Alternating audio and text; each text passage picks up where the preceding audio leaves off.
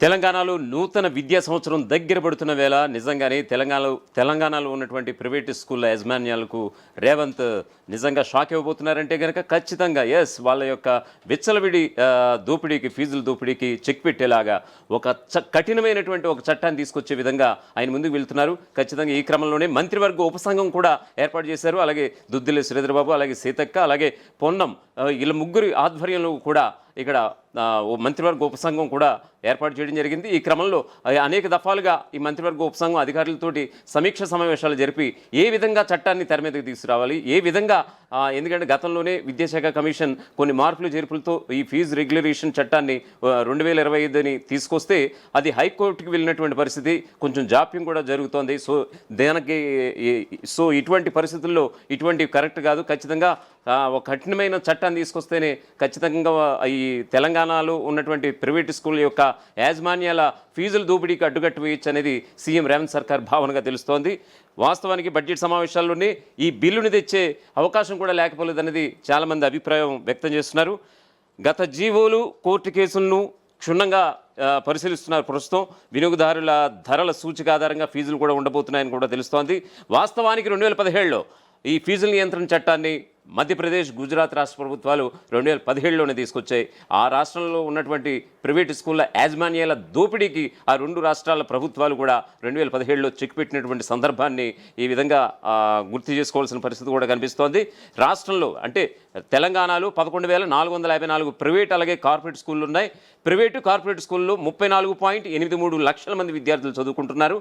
ఏడాదికి 20,000 రూపాయల నుంచి 5 లక్షల వరకు ఫీజు వసూలు చేస్తున్నారు. అంటే 1వ తరగతి విద్యార్థికి కూడా సుమారు ₹1,00,000 కూడా వసూలు చేసేసే సందర్భాలు ప్రజెంట్ ఇప్పుడు తెలుగు రాష్ట్రాల్లో ఉన్నటువంటి కనిపిస్తోంది. మరి ముఖ్యంగా తెలంగాణలో అయితే ఫీజుల దోపిడీ అధికంగా ఉందనేది చాలామంది విద్యావేత్తలు కూడా ఆందోళన వ్యక్తం చేస్తున్నారు. ఇక ఈ విధంగానే ఒక ప్రత్యేకమైనటువంటి చట్టాన్ని తీసుకొచ్చి ఈ చట్టాన్ని తీసుకురావడంతో పాటు ఎటువంటి దీనికి ఎలాగ పాలసీస్ తీసుకోవాలి, ఎలా గైడ్లైన్స్ ఇవ్వాలనేది ఆల్రెడీ అధికారులు కూడా చెప్తున్నటువంటి పరిస్థితి. స్కూళ్ళని 4 కేటగిరీలుగా విభజించాలని విద్యాశాఖ కమిషన్ నిర్ణయం తీసుకుంది. ఆ మేరకు మంత్రివర్గ ఉపసంఘంలో ఉన్నటువంటి సభ్యులకి అంటే మంత్రివర్గ ఉపసంఘ సభ్యులకి తెలిపినటువంటి సందర్భం కూడా తెలుస్తోంది. ప్రైవేటు పాఠశాలల్లో వసూలు చేస్తున్న ఫీజులకు ముగుతాడు వేసేందుకు రాష్ట్ర ప్రభుత్వం సమాయత్తమవుతోంది. ఫీజుల నియంత్రణపై మరిన్ని కఠిన చర్యలు తీసుకునేందుకు రాష్ట్ర ప్రభుత్వం కీలక చర్యలు చేపడుతోంది. ఇందులో భాగంగానే సచివాలయంలో కీలక సమావేశం కూడా జరిగింది.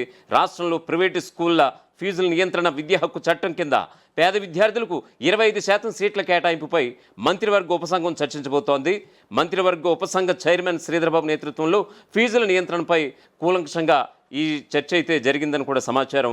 వాస్తవానికి ఫీజుల నియంత్రణపై రాష్ట్ర విద్యాశాఖ కమిషన్ సమగ్రంగా అధ్యయనం చేసి Telangana private unaided school regulatory and monitoring commission ముసాయిదా బిల్లు 2025 పేరుతో జనవరి 24న తెలంగాణ ప్రభుత్వానికి అంటే రేవంత్ సర్కార్కి నివేదిక కూడా సమర్పించింది. గతంలో ఫీజుల నియంత్రణకు జీవో జారీ చేసినప్పటికీ న్యాయపరమైన చిక్కుల కారణంగా అది నిలిచిపోయినటువంటి మాటను కూడా ఈ సందర్భంగా ప్రస్తావించుకోవాలి. అందువల్ల ఫీజుల నియంత్రణకు ప్రత్యేక చట్టం చేయాలని కమిషన్ అభిప్రాయపడింది.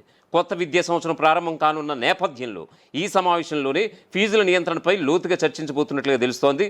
మరొక వైపు విద్యా హక్కు చట్టంలోని సెక్షన్ 121 సబ్సెక్షన్ సి ప్రకారం వచ్చే విద్యా సంవత్సరం నుంచి తప్పనిసరిగా అమలు చేస్తామని రాష్ట్ర ప్రభుత్వం ఇదివరకే హైకోర్టుకు అఫిడవిట్ సమర్పించింది. అసలు 121 సబ్సెక్షన్ సి అనేది ఏం చెబుతుందని అంటే కనుక ఆ నిబంధన ఏం చెబుతుందని అంటే కనుక ప్రైవేటు పాఠశాలల్లో 20% సీట్లు బలహీన వర్గాల పిల్లలకు కేటాయించాల్సి ఉంటుంది. 121 సబ్సెక్షన్ సి ప్రకారం వారి ఫీజు మొత్తాన్ని కూడా ప్రభుత్వం భరిస్తోంది. అయితే ఒకవేళ ఇదే జరిగితే కనుక ప్రభుత్వ పాఠశాలల్లో విద్యార్థుల సంఖ్య మరింత తగ్గిపోయే అవకాశం ఉంది. కనుక కర్ణాటక తరహాలో అక్కడ ఉన్నటువంటి విద్యా విధానాన్ని అమలు చేస్తే ప్రభుత్వ పాఠశాలలు అందుబాటులో లేని ప్రాంతాల్లో మాత్రమే ప్రైవేట్ పాఠశాలల్లో సీట్లు కేటాయిస్తారు. జీవోలో సవరణలు చేయాల్సి ఉంటుందని కొందరు నిపుణులు కూడా సూచిస్తున్నారు. మరికొందరైతే పార్లమెంట్లో చట్ట సవరణ చేయాలని కూడా అభిప్రాయపడుతున్నారట. ఈ అంశం ప్రస్తుతం హైకోర్టుతో ముడిపడి ఉన్నందున ఈ సమావేశంలో ఒక స్పష్టమైన నిర్ణయం వెలువడే అవకాశం ఉందని కూడా తెలుస్తోంది. అయితే ఫీజుల నియంత్రణపై మాత్రం ప్రభుత్వం మరికొంత సమయం తీసుకుంటుందా లేదా తక్షణమే ఒక నిర్ణయం ప్రకటిస్తుందా అనేది తెలియాల్సి ఉంది. కాగా ఈ సమావేశంలో తీసుకునే నిర్ణయాలు రాష్ట్ర విద్యా వ్యవస్థపై గణనీయమైన ప్రభావం చూపబోతుందని పలువురు విద్యావేత్తలు కూడా చెప్తున్నటువంటి పరిస్థితి. ఎందుకంటే ఖచ్చితంగా బలహీన వర్గాల పిల్లలకు, బడుగు బలహీన వర్గాల పిల్లలకు విద్యను అందించే లక్ష్యంగా, ఎందుకంటే ఆల్రెడీ మన ఇండియాలో ఉన్నటువంటి ఒక చట్టం అయితే ఉంది, చదువుకి ₹1 కూడా వెచ్చించాల్సిన అవసరం లేదు. సో ప్రైవేటు కాలేజీలు ప్రభుత్వాలతో లోపాయికారిగా ఒప్పందాలు చేసుకుని ఎక్కడికక్కడ 1వ తరగతి నుంచి 10th నుంచి మళ్ళీ ఇంటర్మీడియట్ నుంచి డిగ్రీ వరకు కూడా రూపాయి నుంచి లక్షల్లో వసూలు చేసేస్తున్నటువంటి సందర్భాలు మనం ఇప్పుడు కోకొల్లలుగా చూస్తూ ఉన్నాం. ఇటువంటి విద్యారంగ సమస్యలపై 2024 జూలైలో ప్రభుత్వం దుద్దిల్ల శ్రీధర్బాబు, సీతక్క, పొన్నం ప్రభాకర్తో సీఎం రేవంత్ రెడ్డి మంత్రివర్గ ఉపసంఘాన్ని ఏర్పాటు చేశారు హుటాహుటిన. దీంట్లో చర్చించిన తర్వాతే కీలక నిర్ణయాలు తీసుకుంటారు. ఫీజుల నియంత్రణపైన కమిటీ కూడా చర్చిస్తోంది. మధ్యప్రదేశ్, గుజరాత్లలో అక్కడ ప్రభుత్వాలు అంటే 2017లో అక్కడ ప్రభుత్వాలు తెచ్చిన ఫీజుల నియంత్రణ చట్టాలను, అలాగే గత జీవోలు, కోర్టు కేసులు తదితర అంశాలను విద్యాశాఖ అధికారులు క్షుణ్ణంగా పరిశీలిస్తున్నారు. ఎందుకంటే గుజరాత్ అలాగే మధ్యప్రదేశ్ మాదిరిగా అక్కడ ఏదైతే చట్టాలు ఫీజుల నియంత్రణ కోసం అక్కడ తీసుకొచ్చిన చట్టాలు ఏదైతే తీసుకొచ్చారో ఆ చట్టాలని ఇక్కడ ఉన్నటువంటి తెలంగాణ విద్యాశాఖ అధికారులు కూడా పునఃపరిశీలిస్తున్నట్లుగా తెలుస్తుంది. ఎందుకంటే మరి కొంతమంది కోర్టులకు వెళ్ళే ఆలోచన కూడా, ఎందుకంటే ప్రభుత్వం ఒక మంచి నిర్ణయం తీసుకున్నప్పుడు ఖచ్చితంగా ప్రైవేట్ స్కూళ్ళు, కాలేజీలు, యాజమాన్యాలకు సంబంధించి హైకోర్టులో కూడా పిలువేసే అవకాశాలు ఉన్నాయి. కాబట్టి వాటిని ఏ విధంగా ముందుగా తిప్పికొట్టాలనే విషయం మీద కూడా లోతుగా కూడా అధ్యయనం చేస్తున్నట్లుగా తెలుస్తోంది.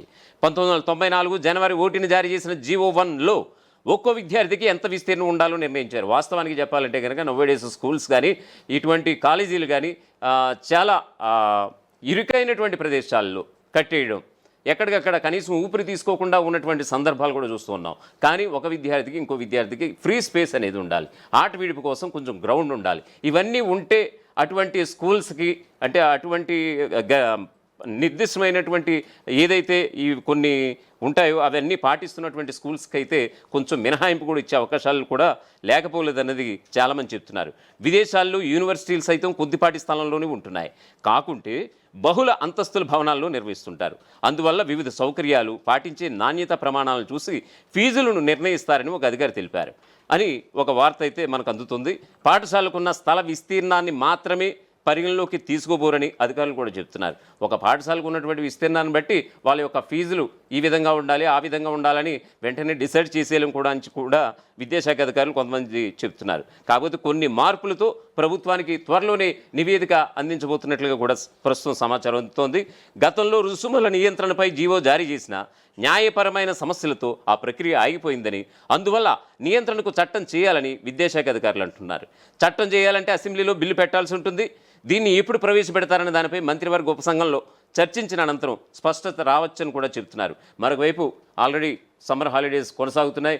మరికొన్ని రోజుల్లోనే ఆల్రెడీ మేబీ జూన్ నుంచి నెక్స్ట్ మంత్ నుంచి ఆల్రెడీ తెలంగాణలో మళ్ళీ బడిగంట మోగబోతోంది. సో ఈ క్రమంలో దానికంటే ముందే అసెంబ్లీలో ఏమన్నా అప్పటికప్పుడు ఇప్పుడు ఉన్నటువంటి బడ్జెట్ సమావేశాలు ఏమైనా బిల్లు ప్రవేశపెట్టే అవకాశాలు ఉన్నాయా, లేదా దీనికోసం ఏమైనా ప్రత్యేకంగా ఒక సమావేశాలు ఏర్పాటు చేసి ఈ ఫీజుల నియంత్రణ కోసం ఏమైనా బిల్లు వెంటనే హుటాహుటిన రేవంత్ సర్కార్ ప్రవేశపెట్టబోతుందా అనేది కూడా కొంచెం ఆలోచించాల్సిన విషయం. కమిషన్కు విద్యా ప్రమాణాలను పరిరక్షించడం, ఫీజుల నియంత్రణ, ఉపాధ్యాయుల సామర్థ్యాలను పెంపొందించడం, పాఠశాలల పర్యవేక్షణ, తనిఖీలు, ప్రైవేటు పాఠశాలల్లో విద్యా హక్కు చట్టం అమలు చేయడం లాంటి అధికారాలు ఉంటాయి. కమిషన్ చైర్మన్గా హైకోర్టు, సుప్రీంకోర్టు విశ్రాంత న్యాయమూర్తి అధికారిగా ఉంటారు. కలెక్టర్ల అధ్యక్షతన జిల్లా ఫీజుల నియంత్రణకు కమిటీలు ఏర్పాటు చేసి వారే ఫీజులు నిర్ణయిస్తారు. ప్రతి సంవత్సరం వినియోగదారుల ధరల సూచిక ఆధారంగా ఫీజులు పెంచుకునేలా తెలంగాణ విద్యా కమిషన్ ప్రభుత్వానికి ముసాయిదా బిల్లులు సిఫారసు చేసింది. ఇక రాష్ట్రంలో 11,454 ప్రైవేట్, కార్పొరేట్ స్కూళ్ళు ఉండగా వాటిల్లో 34.83 లక్షల మంది విద్యార్థులు చదువుకుంటున్నారు. అయితే ప్రైవేటు బడుల్లో ఫీజుల నియంత్రణ లేకపోవడంతో ఇష్టానుసారంగా వసూలు చేస్తున్నారు. బడ్జెట్, కార్పొరేట్, ఇంటర్నేషనల్ స్కూల్స్గా పేర్కొంటూ అందినగాడికి దండుకుంటున్నారు. ఇప్పుడు మనం సొసైటీలు చూస్తున్నాం, బడ్జెట్ స్కూల్స్ అని, కార్పొరేట్ స్కూల్స్ అని, ఇంటర్నేషనల్ స్కూల్స్ అని, సిబిఎస్ఈ స్కూల్స్ మావి, ఐసిఎస్ఈ సిలబస్ మా దగ్గర ఉంటుందంటూ కొన్ని ఇంటర్నేషనల్ స్కూల్స్ అని, స్టేట్ సిలబస్ తోటి కొన్ని బడ్జెట్ స్కూల్స్ అని ఇలా ఉంటున్నాయి. సో ఈ క్రమంలో 1వ తరగతి చదివిన పిల్లాడి దగ్గర నుంచి ₹1,00,000 పేరెంట్స్ దగ్గర నుంచి వసూలు చేస్తున్నటువంటి సందర్భం కూడా మనం చూస్తున్నాం. సో ఇటువంటి ఇవి వీళ్ళ యొక్క దోపిడీలకి, వీళ్ళ యొక్క అరాచకాలకి అడ్డుగట్టు వేసేలా ఖచ్చితంగా ఒక కఠినమైనటువంటి ఈ మధ్యప్రదేశ్ అలాగే గుజరాత్ 2017లో తీసుకున్నటువంటి ఏదైతే ఫీజుల నియంత్రణ చట్టం ఏదైతే ఉందో ఆ చట్టాలకి అనుగుణంగానే ఇక్కడ కూడా తెలంగాణ రాష్ట్ర సర్కార్ సీఎం రేవంత్ ఆధ్వర్యంలో నడుస్తున్నటువంటి తెలంగాణ ప్రభుత్వం ముందుకు వెళ్తుందనంటే కనుక ఖచ్చితంగా ఎస్ అవును అనే స్పందన అయితే ఇప్పుడు ప్రతి నోటా వినిపిస్తోంది. ప్రస్తుతం ప్రైవేటు బడుల్లో ఏడాదికి 20,000 నుంచి ఏకంగా 5 లక్షల వరకు ఫీజులు ఉన్నాయి. ఈ నేపథ్యంలో ఇంజనీరింగ్, ఫార్మసీ కాలేజీల్లో ఫీజులు నిర్ణయించినట్టుగానే ప్రైవేటు బడుల్లోనూ ఫీజులు నిర్ణయించాలని పేరెంట్స్ అలాగే స్టూడెంట్స్ అండ్ స్టూడెంట్ యూనియన్ల ప్రతినిధులు ఎన్నో ఏళ్లుగా ఆందోళన వ్యక్తం చేస్తూ ఉన్నారు. సో ఇది పరిస్థితి.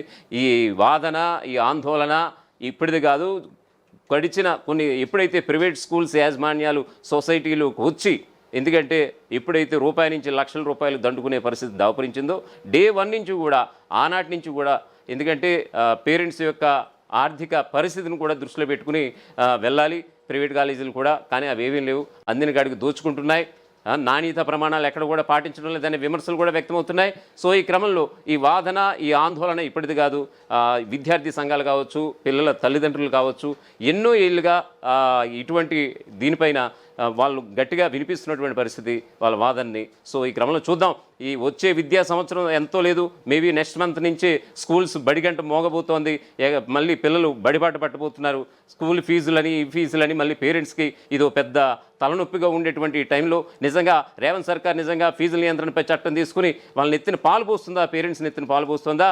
మరోవైపు ప్రైవేట్ కాలేజీల యాజమాన్యాలకు షాక్ ఇస్తుంది అనేది వేచి చూడాల్సిన అంశం. ప్రపంచంలో ఏ మూల ఏ క్షణం ఏం జరుగుతుందో వేగంగా తెలుసుకోవడానికి తొలి వెలుగు వాట్సాప్ ఛానల్ని ఫాలో చేయండి.